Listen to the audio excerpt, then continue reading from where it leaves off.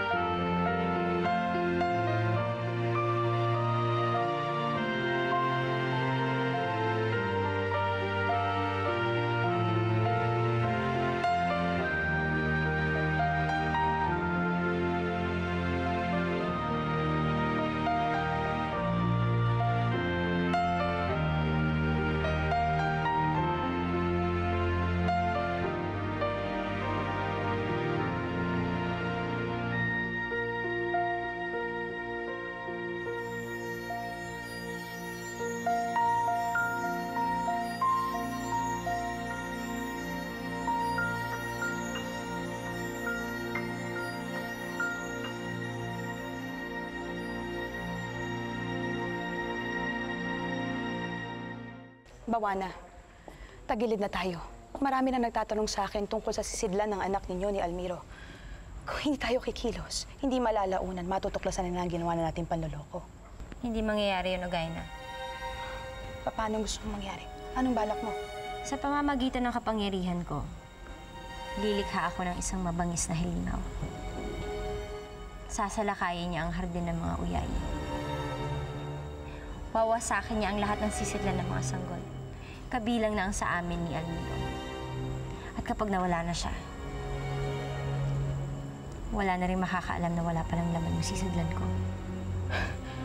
Sandali. Masyadong masama yung binabalak mo. Hindi ako makakapayag na pati ang ibang sisidlan madadamay pa siya sa gusto mong mangyari. Buo na ang pasya ko. Kung tututol ka, masasaktan ka lang. Maliban na kung may alam ka ibang paraan. Well. Sabi ko na nga ba, tama na naman ang pagdating ko May discussion na naman kayo, Mother B, tungkol sa etsyosero pagbubuntis mo, no? Kung wala kang matinong sasabihin, umalis ka na lang. Ay, nako, Mother B, yan ang hirap sa'yo, Alam mo bang sa paghahangad kong matulungan ka, I've done some research. And according to my makupang source, tararang!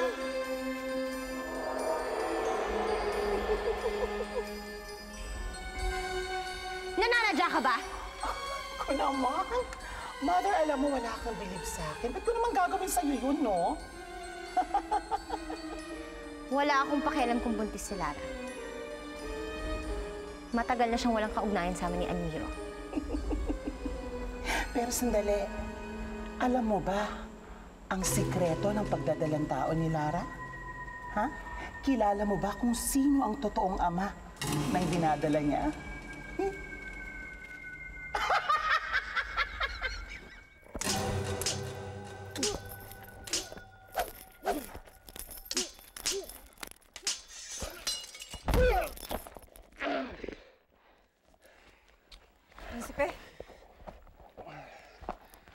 Walang duda may bumabagabag sa isipan mo, Prinsipe Almiro.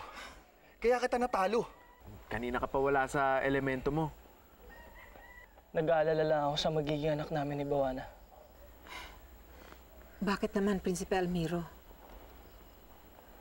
Napakatagal na panahon na ng paghihintay. Bakit ang tagal?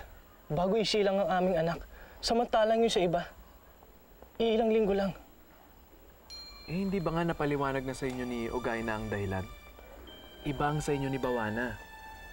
Isa siyang makapangyarihan na diwani. Ikaw naman, isang maharlika. Ngayon lang nagsanib ang dalawang lahi. Kahit na nitibok ng puso o galaw man ng bata, wala akong nararamdaman sa loob ng sisidlan ni Bawana. Baka niloloko na naman niya tayo. Imposible yun. Si Ogayna ang nagbabantay at nag-aalaga sa mga sisidlan. Kung may kakaiba man sa sisidlan ni Bawana na kailangan pagdudahan, ito dapat ang unang makakaalam. Anexi, gusto kong kausapin mo si Rizayo at ang lahat ng mga diwani at diwano. Gamitin ninyo ang inyong kapangyarihan. Gusto kong gumawa kayo ng paraan. Gusto kong makita ko ang aking anak sa loob ng sisidlan ni Bawana. Gusto kong makatiyak kung merong alaman yun.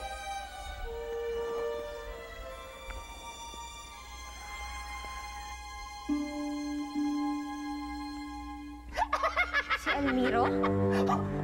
Oh, di nata meme ka, Mother B. Correct, malaking check.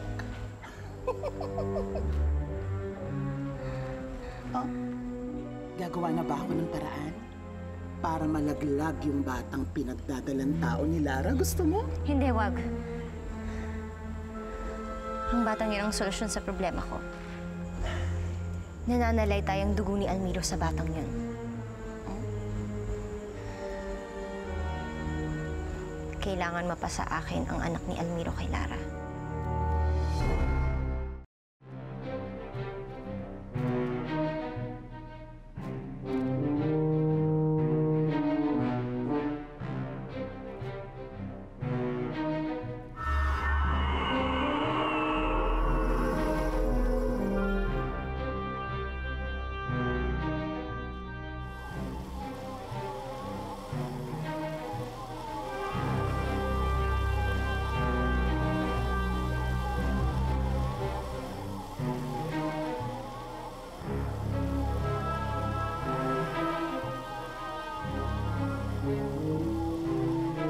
Kung tunay ngang dugo ni Almirong nananalaytay sa sanggol na dinadala mo, Lara, siya ang kailangan ko para matupad ang lahat ng aking pinaplano. Siya ang gagamitin ko para mapalapit ng husto sa akin si Almiro.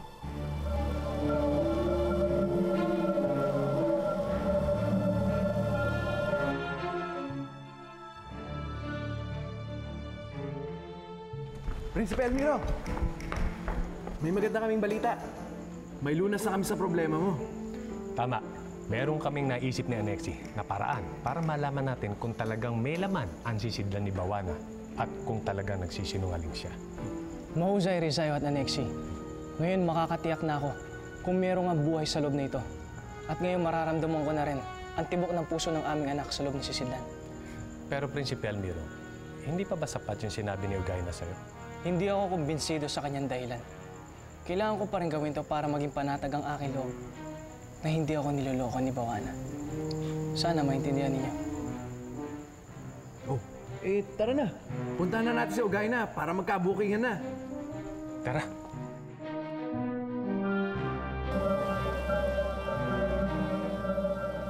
Si Almiro nga ang ama ng batang ito. Aagawin ko ang sanggol na ito sa iyo, Lara. Gagawin ko to kung ito lang ang tanging paraan para maging masaya si Almiro sa piling ko.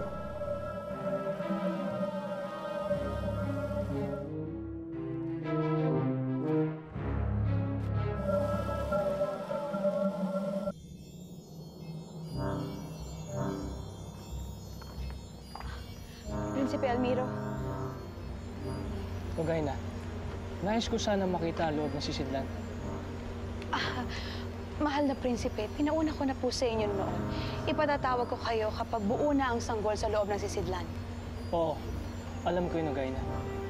Pero hindi na ako makakapaghintay pa. Gusto kong maramdaman ang pulso ng aking anak. Nababahala lamang po ako. Baka may mangyaring hindi maganda sa sanggol sa gagawin ninyo. Huwag kang mag-alala, Agayna.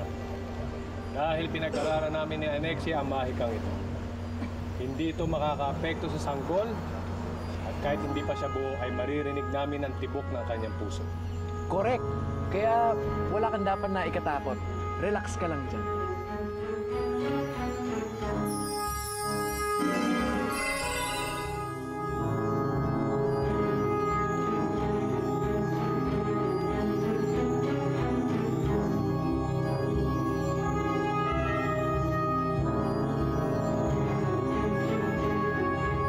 Huwag! Prinsipe Elmiro, nakikiusap ako. Baka mapahamak ang bata. Kanina ka pa kinakabahan, Ugayna. Meron ka bang itinatagong lihim sa amin? Wala po, mahal na prinsipe. Pagpaumanhin po ninyo. Wala naman pala eh. Hayaan mo nang hawakan ng mahal na prinsipe ang kanyang anak.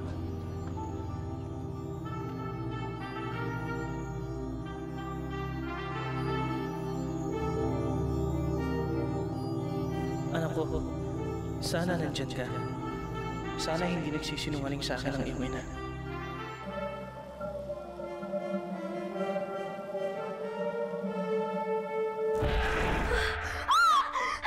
Lara, bakit? Ano nangyari? Jeric, may nakita ako na parang nakahawak sa tiyan ko. Parang kukunin niya ang baby ko, Jeric. Tama nga, Lara. Wala yun. Naginip ka lang. Huwag ka mag-alala, nandito lang ako.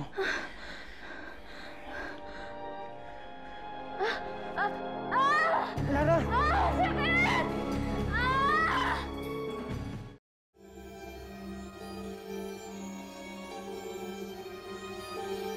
Ano nangyayari? Bakit nagbabago ang kulay ng sisidlan? At bakit wala akong maramdamang pulso? Anong ibig sabihin dito? Isa lang ang ibig sabihin niyan, Prinsipe Elmiro. Ang kulay berde ay sumisimbolo na may buhay ang nasa loob ng sisidlan. Talaga? Ang ibig sabihin nito, magiging ganap na akong ama.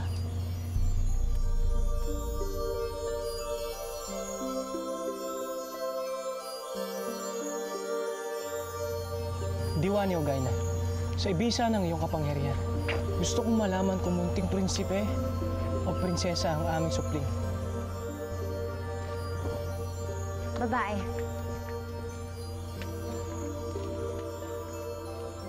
Babae ang magiging anak natin.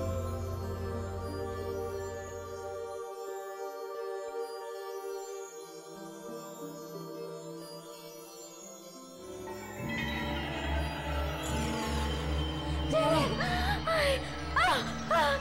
Jeric, tinutuguli naman ako!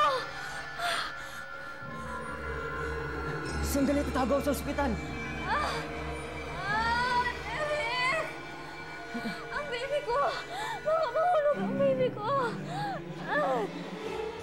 Diwani Ugayna, tama ba ang sinabi ni Bawana? Opo, mahal na prinsipe. Ipagpaumanhin po ninyo kung hindi ko nasabi ang kasarian ng inyong anak kanina. Nais po kasi ng ating prinsesa na siya ang magbalita sa inyo. Naniniwala ka na ba sa akin, mahal kong asawa? Hindi magtatagal.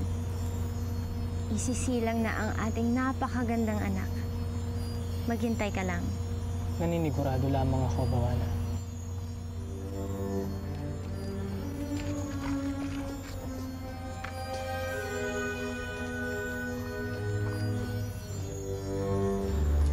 Mabuti dumating ka, Bawana. Kung hindi sigurado, hindi natin malulusutan ito. Ang ipinagtataka ko lang, paano mo nagawang mapatibok ang sisidlan? Gayong wala naman itong laman. Napaka-imposible. Walang salitang imposible sa vocabulary ni Mother B. Hindi ba, Mother B? Pero paano mo ito nalusutan? Talagang makapangyarihan lang ako. Papunta ako ng hardin para ipunla ang dugong nakuha ko sa sanggol na nasa sinapupunan ni Lara. Sa ganitong paraan, magkakaroon ng pulso ang sisidlan Kahit wala itong laman sa loob. Ngunit naabutan kong may ginagawa na naman sina Rizayo at Anexi. Ipupunla ko kaagad ang nakuha kong dugo sa sisidlan nang hindi nyo napapansin. Kaya nang hipuin ito ni Almiro, nagkaroon ito ng buhay. At unti-unting lumakas ang tibok nito. Mother B, may I ask you a question? Hindi ba't pumunta ka na kina Lara? Nahawakan mo yung tiyan, di ba? Nahawakan mo? Eh, ba't hindi mo pa kinuha yung baby? Hello? Hindi pwedeng basta-basta kunin ng bata. Dahil kung magkataon, mamamatay ito. Kailangan muna siyang ipanganak sa paraan kung paano ipinapanganak ang mga tao. Ay, naku! Para naman palang status sa Facebook ito. It's complicated, ganon. Pero Mother B, hindi ba dinugo ng bongga si Lara dahil sa takot sa'yo? Paano kung may masamang mangyari dun sa bata? Bago ako umalis, tiniyak ko munang hindi mapapahamak ang bata. Ginamit ko ang kapangyarihan ko para hindi siya tuluyang malaglag. Dahil hindi pwedeng mamatay ang batang yun. Kailangan ko yun. Wow! Seryoso ka pala talaga sa pagiging ina mo? Inang-ina ka! Oo, seryoso na ako sa'yo.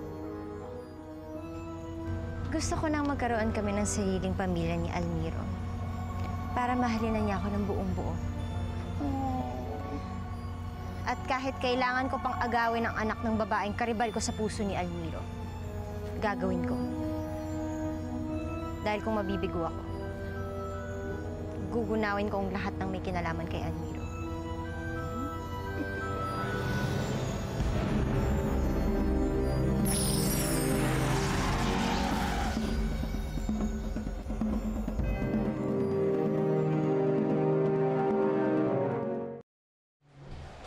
Doc, kamusta po yung mag-ina ko? Well, to tell you frankly, I am beginning to get worried. Dapat alayin mabuting pagbubuntis ni Lara. Lara, dog, ingat this time. Bakit, Dok? May problema po ba sa anak ko? Mahina ang kapit ng bata. Kaya hanggat maaari, iwasan mong mapagod ng sobra.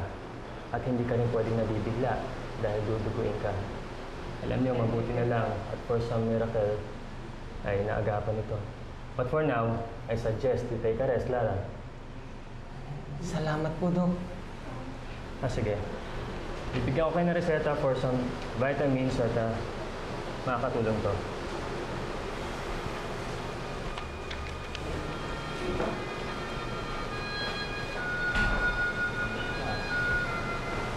Jeric, natatakot ako. Baka kaya mahina ang kapit ng bata dahil ibang lahi niya. Huwag ka masyadong mag-isip, Lara. Makakasama yan sa bata. At kung yun man ang dahilan kung bakit mahina ang kapit niya, gagawin natin ang lahat para masigurong malusog mong maisisilang ang bata. Pangako yan. Maraming salamat, Jeric. Hindi ko na talaga alam ang gagawin ko kung wala ka sa tabi ko. Mahal na mahal kita, Lara. At napakahalaga sa akin ng bata na dinadala mo, kahit anong lahing meron pa siya. At tatanggapin ko at mamahalin at ituturing ko siyang parang tunay na anak.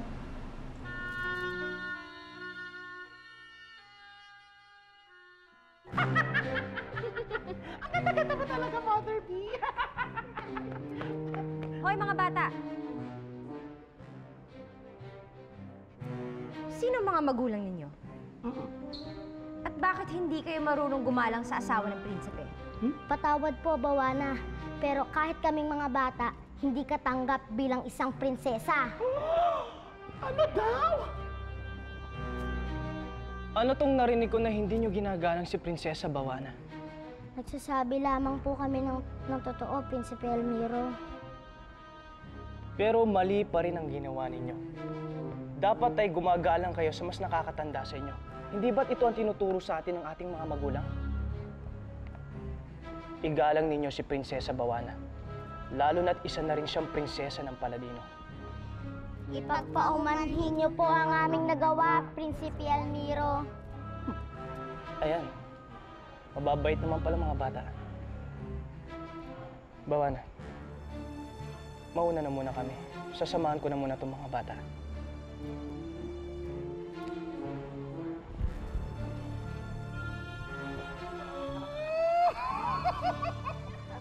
Si Prinsipe Almiro ba yun? Oo, Salim. Si Almiro na nga yun. God. Sa wakas, natutunan niya na rin akong tanggapin at ipagtanggol. At alam ko lalo niya akong mamahalin kapag nakuha ko ng anak ni Lara. Kaya dapat mag-isip na tayo ng paraan.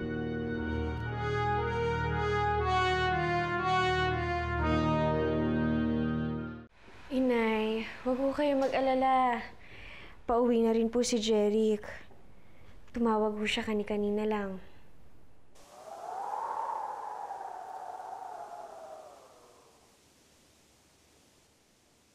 Inay, tatawagan ko kayo sandali. Para ko kasing may narinig akong ingay sa labas. Titingnan ko lang ho. Sige po.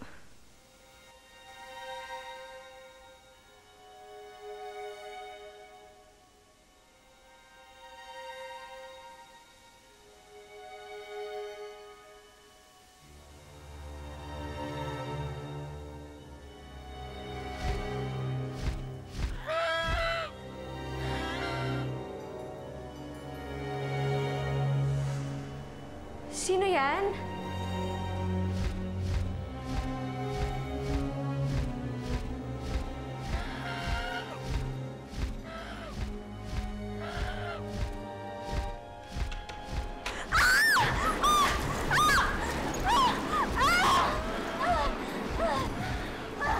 Diyos ko! Ano po kaya may mangyaring masama sa amin ang anak ko? Anak! Ipagtatagol kita, anak! Hindi kita pamamayaan! Maawa po kayo sa amin! Diyos ko, tulungan niyo po kami! Ah!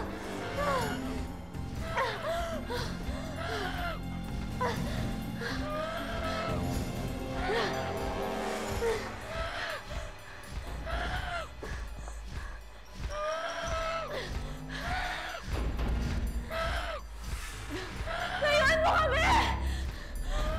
Kung sino ka man! Lumayo ka sa amin! Layuan mo kami ng anak ko! Bakit kayo biglang nabahala? Mahal kong ina at ama. Sa buong kasaysayan ng Paladino, 2 beses palang tumutunog yan. At sa tuwing nangyayari yon, may kahindik-hindik na trahedyang nagbabadya. Almiro! Argola, bakit mo ko pinaghihintay? Nagawa ko na ang pinag-uutos mo, mahal na prinsesa Bawana. Wala na nga, Lino. Itas na tayo, anak ko. Bakit maliit na ang tiyan ko? Asan na ang baby ko?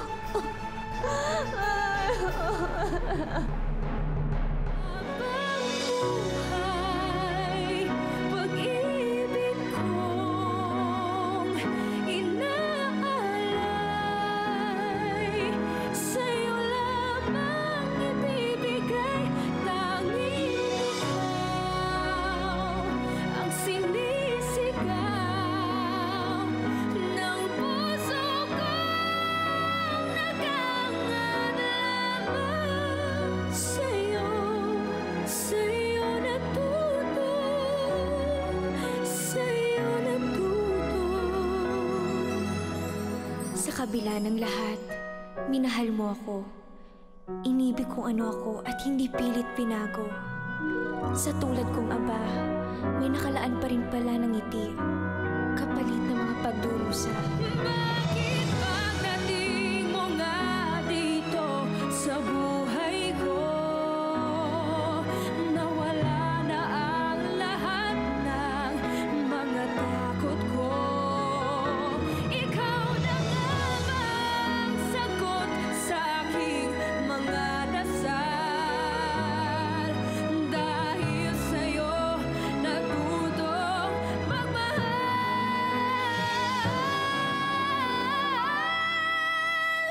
Dahil sa'yo natutong magmahal.